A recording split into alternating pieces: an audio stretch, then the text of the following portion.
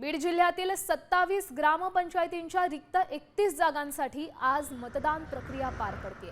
यामध्ये केज तालुक्यातील मस्साजोग येथील सरपंच पदाच्या पोटनिवडणुकीकडे संपूर्ण राज्याचं लक्ष लागलंय। माजी सरपंच संतोष देशमुख यांच्या हत्येनंतर रिक्त झालेल्या या जागेसाठी त्यांच्या पत्नी अश्विनी देशमुख आणि स्वरूपानंद देशमुख यांच्यात चुरशीची लढत आहे। कोणताही अनुचित प्रकार टाळण्यासाठी प्रशासनाने गावात मोठा पोलीस बंदोबस्त तैनात केलाय।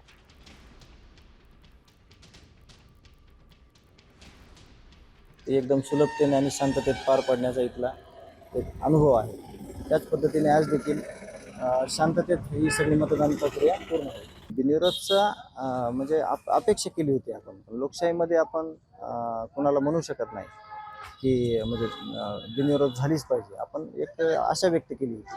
परंतु तसं न होता आज प्रत्यक्ष निवडणूक लागलेली आहे आणि आज निवडणूक प्रक्रिया सुद्धा सुरू झालेली आहे। आज मतदानाचा दिवस उजळलेला आहे। सकाळपासून मतदार राजा उत्साहामध्ये मतदानासाठी येत आहेत आणि मतदान प्रक्रियेमध्ये कुठलाही गोंधळ किंवा हे न करता शांततेत मतदान प्रक्रिया पार पडणार आहे। निवडणुकीमध्ये मतदार राजाच्या पाठिंब्यावर मी विजयी होणार।